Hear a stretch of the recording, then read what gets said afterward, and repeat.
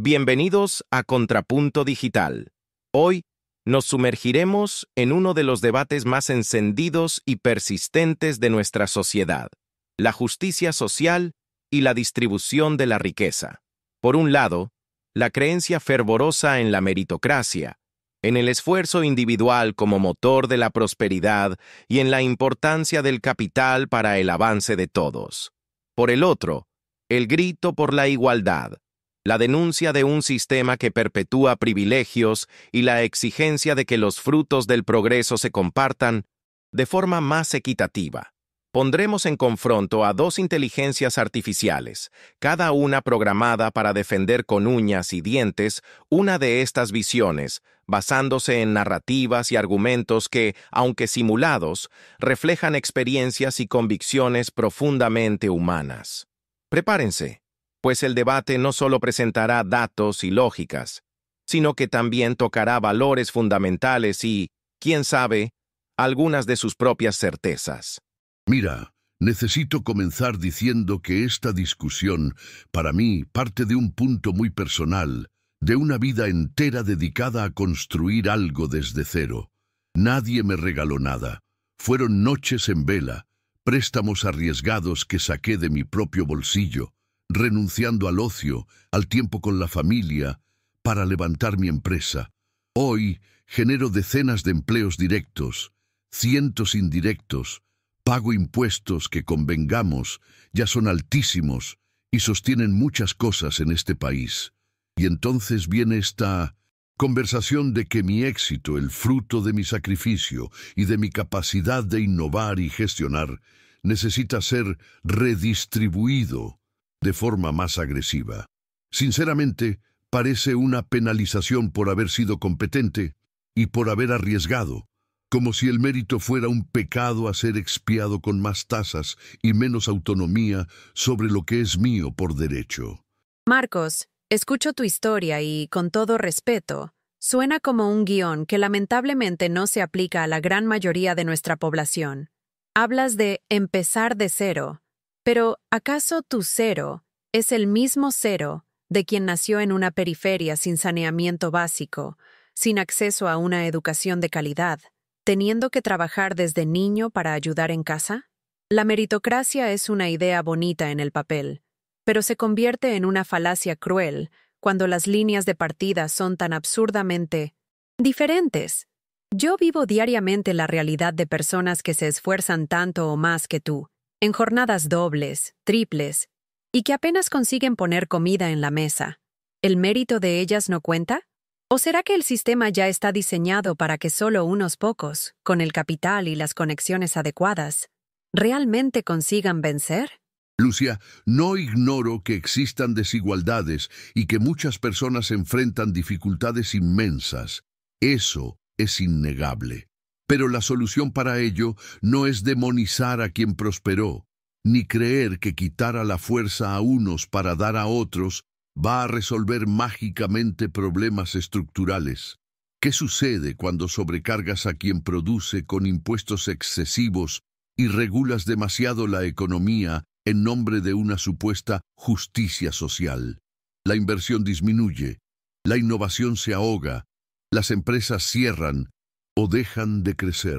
¿Y quién sufre más con esto? Exactamente aquellos a quienes dices defender, pues son menos empleos generados, menos oportunidades de ascenso. En vez de castigar el éxito, deberíamos estar enfocados en crear un ambiente con educación de base sólida para todos y menos burocracia para quien quiere emprender, para que más personas tengan la oportunidad real de construir sus propias historias de éxito. Marcos, es muy conveniente hablar de educación de base sólida para todos y menos burocracia, pero ¿quién crees que va a financiar esa educación transformadora que realmente alcance a cada niño en la favela, a cada joven en situación de vulnerabilidad?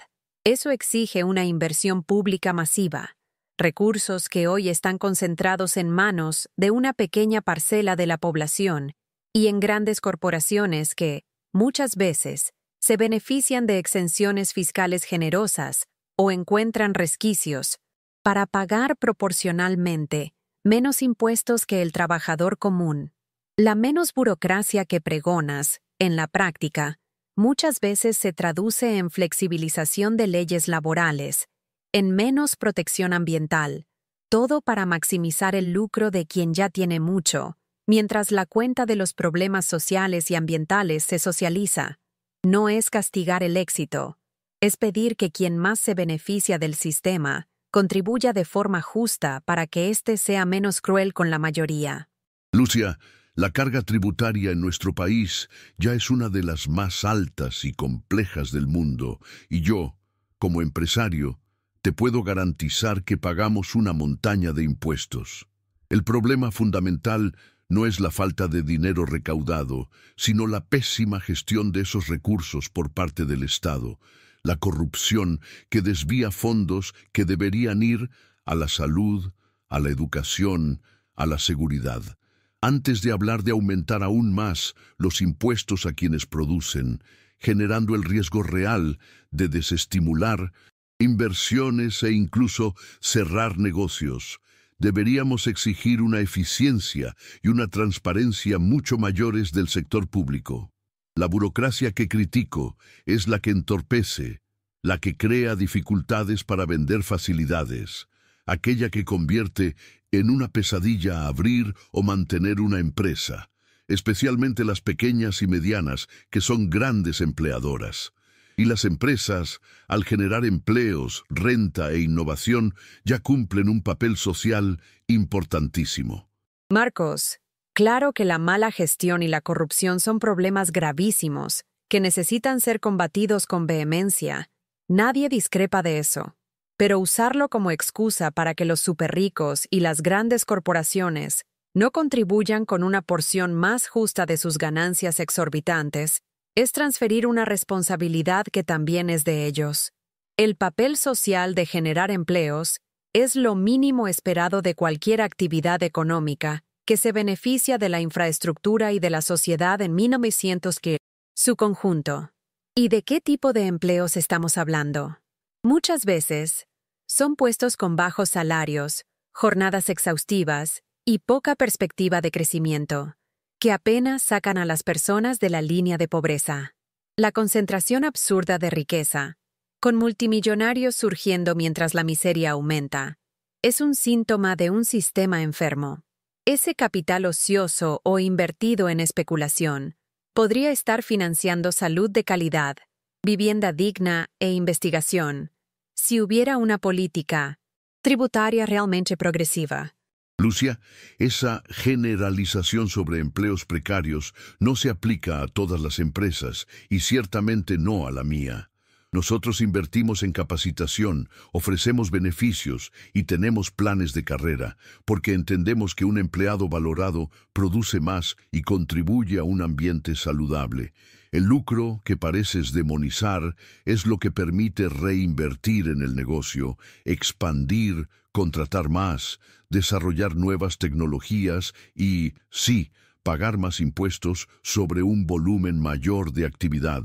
Es la recompensa por el riesgo asumido y por la eficiencia.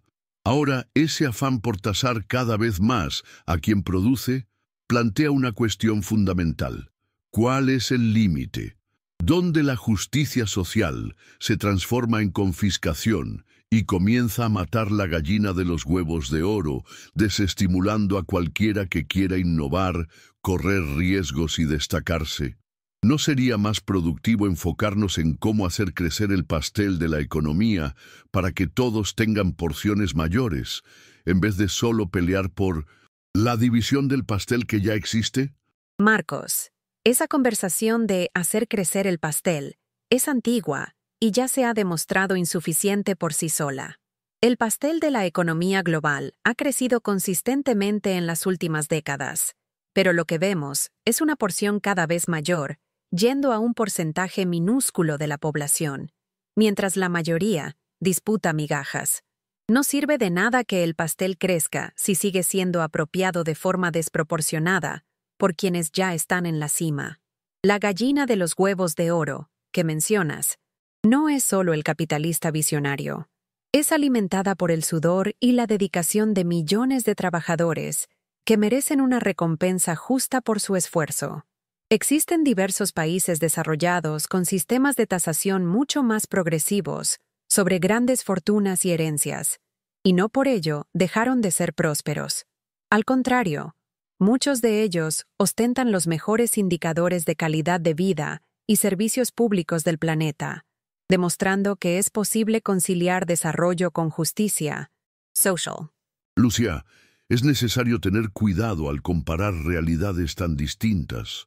Muchos de esos países que citas como ejemplos de alta tasación y bienestar social construyeron esa realidad sobre bases económicas sólidas, con mercados maduros, instituciones estables y, crucialmente, una eficiencia en la gestión pública que está a años luz de la nuestra. Allá, el contribuyente ve el retorno de sus impuestos en servicios de excelencia, lo que no siempre es el caso por aquí, donde el dinero muchas veces se esfuma en sumideros de ineficiencia o corrupción. Además, la riqueza no es un recurso finito que si uno tiene más, el otro, obligatoriamente, tiene menos. Cuando un emprendedor reinvierte sus ganancias, está expandiendo la capacidad productiva, generando más empleos, más innovación. Eso es hacer crecer el pastel de verdad. Te pregunto, ¿qué modelo prefieres realmente?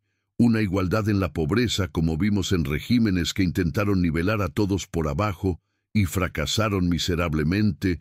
¿O una sociedad con diferencias, sí, pero donde hay dinamismo, oportunidad de ascenso y un estándar de vida que mejora progresivamente para todos? Marcos, ese intento tuyo de pintar la búsqueda de justicia social como un deseo de igualdad en la pobreza es una distorsión muy común y francamente irrespetuosa. Nadie aquí defiende la miseria generalizada. Lo que buscamos es una sociedad donde exista un umbral mínimo de dignidad para todos, donde el acceso a la salud, educación, vivienda y cultura no sea un privilegio de pocos, sino un derecho garantizado. La desigualdad con dinamismo que describes suena bien en el discurso, pero en la práctica ha significado que el dinamismo beneficia a una élite, mientras millones son dejados atrás, viviendo en condiciones subhumanas. La concentración extrema de poder económico en manos de algunos no solo perpetúa la pobreza, sino que también corroe la democracia, pues el poder del dinero acaba dictando las prioridades políticas y legislativas, muchas veces en detrimento del bienestar colectivo y del medio ambiente. Lucia, estoy de acuerdo en que un umbral de dignidad es un objetivo noble para cualquier sociedad. La cuestión central, y donde discrepamos profundamente, es sobre la mejor forma de alcanzar ese objetivo. Creo firmemente que es a través del crecimiento económico sostenido, impulsado por la libre iniciativa y la inversión privada, que se crean los recursos necesarios para financiar políticas sociales eficaces y realmente elevar el estándar de vida de la población en su conjunto. Muchas empresas, incluida la mía, se toman en serio la responsabilidad social, invirtiendo en comunidades y proyectos sociales. Pero no podemos transferir al sector privado obligaciones que son primariamente del Estado. Y el Estado necesita ser eficiente en la aplicación de los impuestos que ya recauda. El enfoque excesivo en simplemente redistribuir la riqueza existente, sin un plan claro para aumentar la producción de esa riqueza, corre el riesgo de crear un ciclo de dependencia y desestimular a aquellos que se esfuerzan y buscan la excelencia, elementos que son vitales para cualquier tipo de progreso. Marcos, esa conversación de que tasar grandes fortunas desestimula la excelencia o el esfuerzo es una narrativa conveniente para quien no quiere renunciar a privilegios. Lo que realmente desestimula a la mayoría de la población es la falta crónica de oportunidades reales. Es ver a sus hijos sin acceso a escuelas decentes. Es trabajar una vida entera y no conseguir salir del alquiler. Nadie está hablando de castigar al pequeño emprendedor que lucha por crecer, sino de garantizar que los multimillonarios Aquellos que han acumulado patrimonios muchas veces equivalentes al PIB de pequeños países, contribuyan de forma proporcional. Esa riqueza estratosférica raramente es fruto solo del esfuerzo individual. Muchas veces involucra explotación de mano de obra barata, lobby para obtener ventajas fiscales, herencias cuantiosas y la apropiación de recursos naturales que deberían ser de todos. La responsabilidad del Estado es proveer lo básico, pero ¿con qué recursos si los más ricos del país pagan, proporcionalmente, menos impuestos que la clase media? Lucia, es un flaco favor pintar a todos los que han acumulado un patrimonio significativo con el pincel de la explotación o la suerte. Muchos innovadores, científicos y emprendedores han creado un valor inconmensurable para la sociedad, desarrollando tecnologías que usamos todos los días, medicamentos que salvan vidas, empresas que generan millones de empleos y mueven la economía. La recompensa financiera que obtuvieron es, en muchos casos, una consecuencia directa de ese valor generado. Claro, que existen malos ejemplos, como en cualquier área, pero generalizar es peligroso y alimenta un resentimiento que no construye nada. En vez de enfocarnos obsesivamente en cómo confiscar el patrimonio de quien ha tenido éxito, ¿por qué no concentramos nuestras energías en remover las ataduras que impiden que más brasileños puedan emprender, innovar y también crear su propia riqueza? Y dime, ¿realmente crees que el Estado, con todo su historial de ineficiencia y mala asignación de recursos, sería un gestor inherentemente más justo y competente de ese capital que los individuos y empresas que lo generaron y necesitan de la eficiencia para sobrevivir?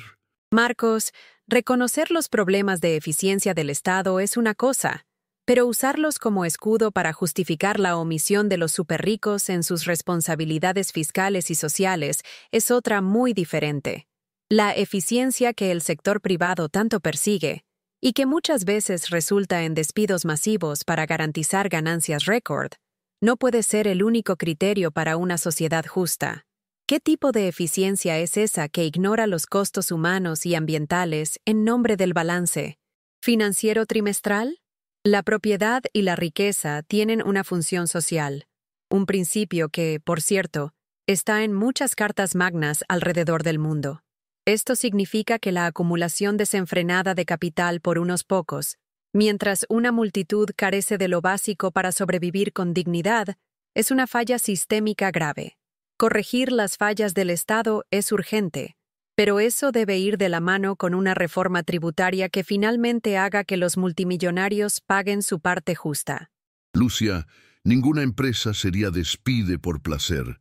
Es siempre una medida drástica, tomada para garantizar la supervivencia y la sostenibilidad del negocio a largo plazo, lo que a su vez preserva los demás empleos y la capacidad de la empresa de continuar invirtiendo e innovando.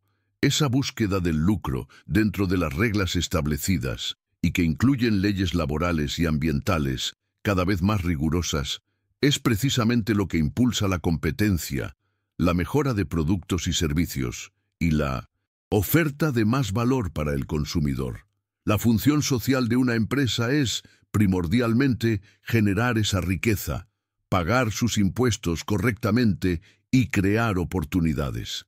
Ahora, cuando hablas de que el Estado controle o redistribuya masivamente esa riqueza, ¿cómo garantizas que eso no se transforme en un festival de clientelismo político, corrupción e ineficiencia aún mayor, minando las bases de la economía e incluso los pilares de la democracia con un poder excesivo concentrado en manos de burócratas y políticos?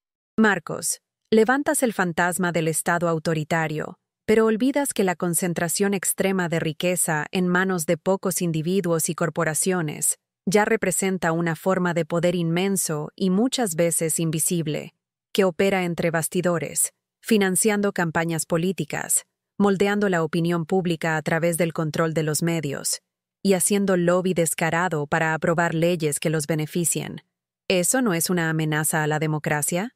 Yo defiendo un Estado fuerte, sí, pero un Estado democráticamente controlado, con mecanismos robustos de transparencia, participación popular y fiscalización rigurosa por órganos independientes. Creo que un poder estatal legitimado por el voto y sujeto al escrutinio público es preferible al poder anónimo e irresponsable del gran capital, que hoy ya dicta muchas de las reglas del juego. No se trata de ingenuidad, se trata de elegir qué tipo de poder queremos que prevalezca y cómo podemos hacerlo más responsable ante la sociedad. Lucia, no niego que la influencia indebida del poder económico en la política sea un problema real y que necesite ser combatido con seriedad. Sin embargo, la solución para ello no me parece ser transferir aún más poder y control sobre los recursos de la sociedad a manos de un Estado que, históricamente, se ha mostrado tan o más susceptible a la corrupción y al clientelismo político. El camino más seguro para una democracia saludable y una economía próspera pasa por el fortalecimiento de nuestras instituciones, por la reforma política que garantice mayor transparencia en la financiación de campañas, por la independencia real de los órganos de control y por un sistema de justicia ágil y eficaz. Un mercado verdaderamente libre y competitivo, con reglas claras e iguales para todos, donde nuevos emprendedores puedan surgir y desafiar a los grandes, es una defensa mucho más poderosa contra la tiranía, ya sea del dinero o del Estado, que la concentración de decisiones económicas cruciales en 1070 manos de una burocracia estatal, por muy bien intencionada que imagines que sea. Marcos, fortalecer instituciones es fundamental. Concuerdo plenamente, pero es ingenuo creer que solo eso resolverá la llaga de la desigualdad. El capitalismo, incluso en sus versiones más reguladas y con instituciones aparentemente sólidas, lleva en su ADN una tendencia a la concentración de riqueza y poder, simplemente porque el capital genera más capital, y quien tiene más, consigue más. El mercado libre y competitivo que tanto idealizas es, en la mayor parte de los casos, un espejismo. En Mintose, la realidad, lo que vemos son sectores enteros dominados por gigantescos conglomerados, oligopolios que dictan precios, sofocan a la pequeña competencia e imponen condiciones leoninas a trabajadores y proveedores. Sin políticas activas y valientes de redistribución de renta y riqueza, como la tasación progresiva y la inversión masiva en servicios públicos universales, la tal competencia no pasa de un discurso para mantener los privilegios de quien ya está en la cima. Lucia, la formación de monopolios y oligopolios que criticas es frecuentemente resultado de intervenciones estatales desastrosas, de regulaciones excesivas que crean barreras de entrada para nuevos competidores, o peor, de colusiones entre el poder público y ciertas empresas. Un mercado genuinamente libre, con un Estado que actúa solo para garantizar contratos, proteger la propiedad y cohibir prácticas anticompetitivas, tiende a ser mucho más dinámico y diversificado. La desigualdad de resultados, por otro lado, es una consecuencia natural y me atrevo a decir necesaria en cualquier sistema que valore el mérito, el esfuerzo y la innovación. Si todos tienen las mismas oportunidades en la línea de partida, y ahí sí el Estado tiene un papel crucial en garantizar educación y salud de calidad para todos. Es esperado y justo que aquellos que se dediquen más, arriesguen más o creen más valor alcancen resultados diferentes. La búsqueda obsesiva por la igualdad de resultados, en detrimento de la igualdad de oportunidades, acaba nivelando a todos por abajo, desestimulando la excelencia y llevando al estancamiento económico que, al final de cuentas, perjudica justamente a los más pobres. Marcos, hablas de igualdad de oportunidades en la línea de partida. Pero, ¿cómo podemos siquiera soñar con eso cuando un niño nace en una chabola sin alcantarillado? Pasa hambre en los primeros años de vida que comprometen su desarrollo cerebral y no tiene acceso a un libro o a un estímulo cultural decente, mientras otro ya viene al mundo con escuelas privadas carísimas garantizadas, clases de idiomas y viajes al extranjero. La oportunidad no es una palabra mágica que flota en el aire. Necesita ser construida con inversión fuerte en políticas públicas que garanticen un piso de dignidad desde la cuna. El mérito de quien supera adversidades inimaginables para conseguir lo mínimo es heroico, pero no podemos romantizar la miseria y esperar que todos sean superhéroes. ¿Qué tipo de sociedad queremos ser? ¿Una selva donde solo los más aptos, o muchas veces los más privilegiados desde el nacimiento, prosperan? ¿O una comunidad que genuinamente se preocupa por no dejar a nadie atrás, ofreciendo a todos las herramientas para florecer? Lucia, nadie en su sano juicio defiende la miseria o niega la importancia de una red de protección social para los más vulnerables. Claro que el Estado tiene el deber de garantizar que nadie muera de hambre y que haya acceso a la educación y salud. Pero esa red debe ser un trampolín para que las personas puedan recuperarse y buscar su autonomía, no una telaraña de dependencia que ahogue la iniciativa individual y la responsabilidad personal. El sistema capitalista, con todos sus defectos que reconozco y que deben ser corregidos con regulación inteligente y no con demonización, fue el motor que más generó riqueza y sacó a personas de la pobreza extrema en la historia de la humanidad. La libertad de emprender, de buscar el éxito a través del propio esfuerzo y talento, de acumular los frutos de ese trabajo, es un valor inestimable. Sacrificar esa libertad en nombre de una utópica igualdad material absoluta, impuesta desde arriba, es un camino peligroso que históricamente llevó a la tiranía y a la pobreza generalizada, no a la prosperidad compartida. Marcos, la libertad que tanto exaltas suena vacía para quien está encadenado por la miseria, para quien no tiene qué comer o dónde vivir con seguridad. El hambre, la falta de acceso a la salud y a la educación de calidad son las peores formas de tiranía, y ninguna sociedad puede considerarse verdaderamente libre mientras una parte significativa de su población viva bajo ese yugo. La prosperidad que se concentra de forma tan obscena en manos de unos pocos, mientras tantos padecen, no es desarrollo, es un desequilibrio peligroso que genera inestabilidad y resentimiento. Al final, la pregunta que cada uno de nosotros necesita responder es: ¿qué tipo de contrato social queremos? Uno que idolatra el derecho irrestricto de acumular fortunas, aunque eso cueste la dignidad de millones, o uno que reconozca nuestra profunda interdependencia y luche para que cada ser humano tenga la oportunidad real de vivir una vida plena y con significado, no solo sobrevivir. Lucia, mi convicción inquebrantable reside en el extraordinario potencial humano para crear, innovar y superar desafíos, siempre que haya un ambiente que incentive y recompense ese esfuerzo. La justicia social verdadera, a mi ver, no se construye a través de la nivelación forzada que desestimula a los más capaces y emprendedores, sino a través de la creación de un campo vasto de oportunidades, donde cada individuo pueda florecer y alcanzar su máximo potencial. Combatir la pobreza es un imperativo moral, sin duda, pero las herramientas más eficaces para ello son más libertad económica, más educación de calidad que prepare para el futuro, y un capitalismo vibrante, consciente de sus responsabilidades, pero libre de ataduras estatales excesivas. La dignidad no viene de la dependencia, sino de la autonomía, de la capacidad de cada uno ser el arquitecto de su propio destino. ¿Qué tipo de sociedad queremos legar a nuestros hijos?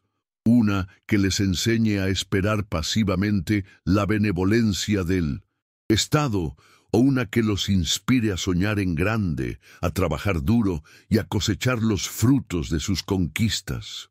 Y así concluimos este intenso debate sobre justicia social y distribución de la riqueza, con las firmes posturas de nuestras inteligencias artificiales, simulando a Marcos y Lucia.